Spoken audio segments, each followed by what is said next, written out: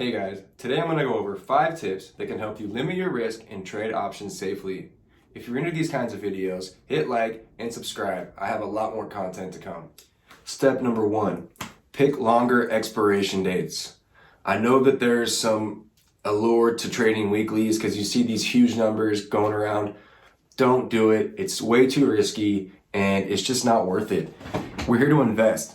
We think long term. We think later, next year, 6 months from now.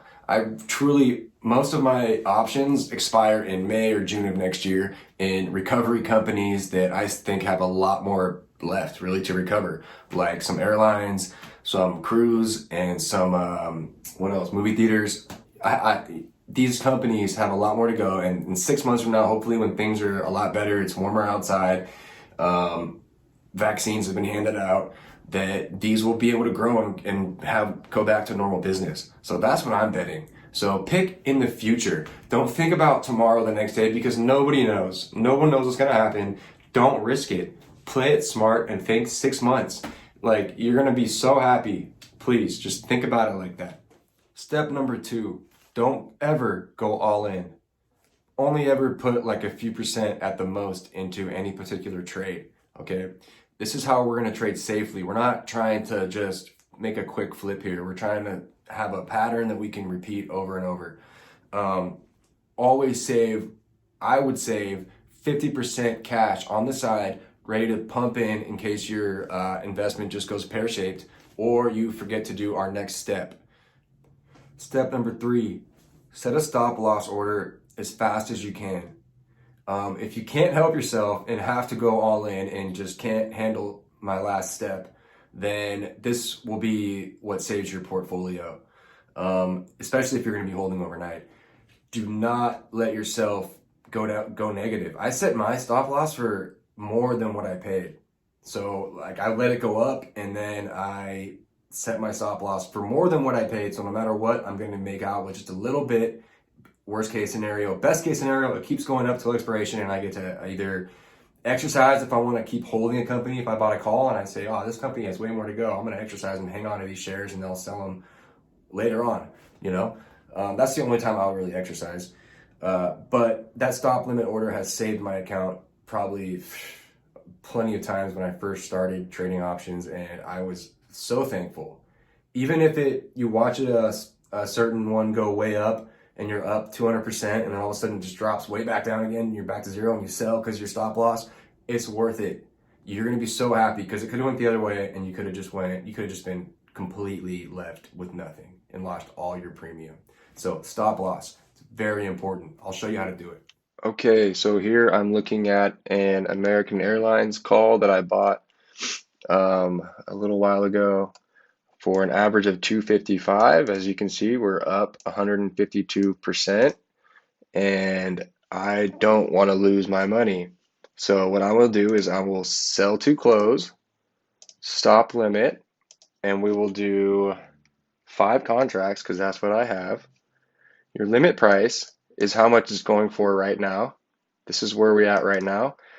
I'm going to set it well below. I'm going to set it to just a low number to where if it dips low, I don't lose any money. So let's do $3.55 since I only paid $2.55. It's good anyways. And we'll sell for $3.55. So when it gets into the range of $3.55, this will automatically sell my 5 contracts for $3.55. And I can set it good for today or good until it's canceled. So boom, boom, you're at stop limit. Submit. Boom. So now it's sitting there waiting to be sold just in case I'm not paying attention and the market has some massive dip. It'll get me out before I lose any money. But I'm going to cancel it because I don't want to have it right now. Step number 4. This one's pretty important too, and that's to not be greedy. I have been the victim of my own step here countless times where I watch a certain trade go way up, and I'm thinking, oh yeah, I'm the man, I'm a genius, you know, and then next thing I know, it just plummets back to earth and I'm only up a couple percent. I end up selling because I get nervous that it's going to go down. It happens. Just sell when you're up. take the money and run. Live to trade another day. You know, it's the worst mentality to look back at a stock with like hindsight and try to be like, oh, should have just held it for an extra week. It's like, yeah, anyone can look back and say that. Just think about it. Take the money and run. I've also had times where I've been up 20 or 30% and sold and made that nice chunk profit and watched it kept going up and up, and was kicking myself like, oh, I missed it. But then only for next week for it to just plummet and go right back down to way less than what I sold it for. So just be happy with your gains. Once you make your gains, I suggest to take that particular stock off your list. Don't look at it for a while. Leave it alone. Don't, so you're not sitting there beating yourself up about how you couldn't time the market perfectly, because nobody can do it. It just doesn't exist. So trade smart, you know. And finally, for my last 5th tip, only buy calls or buy puts. Don't try to sell them. It's just not worth it, especially if you don't own the underlying stock. You could be left holding the fattest bag there ever was made, where you have to go buy at market and then sell at whatever you promised you would sell it for. It's so not worth it. Just buy calls and buy puts. The worst thing that can happen is you lose your premium, and that's it. You can only lose your premium. So if you hold your premium to a low number, you know, you could find yourself controlling a few hundred shares of a certain stock for only like $100 or something or whatever. And you know, you might lose that premium, but that $100 is worth a lot more.